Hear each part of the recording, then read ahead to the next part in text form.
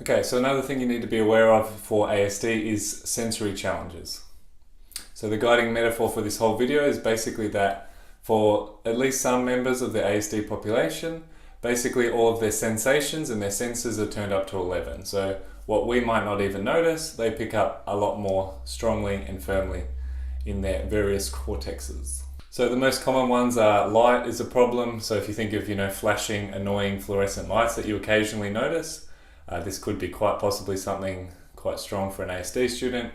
Smell, so food smells are quite often distracting or annoying or unpleasant. Fabrics, sort of like an itchy cloth or a woolen jacket, would be occasionally very annoying. Another one is sound. So if you think of your average classroom, what you might think of as productive noise may just be very noisy for an ASD student.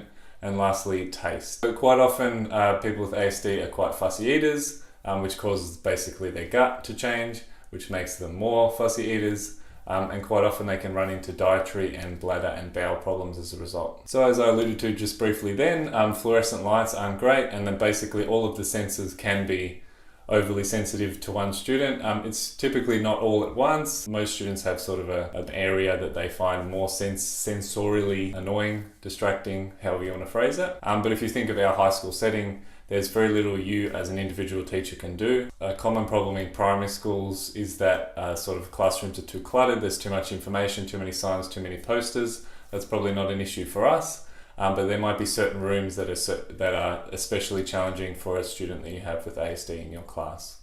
And this is just something to be aware of, as it might cause behaviors that you didn't expect or understand. If you just think of everything as being slightly heightened or annoying or kind of niggling, then that would sort of raise the bar emotionally for a student with ASD.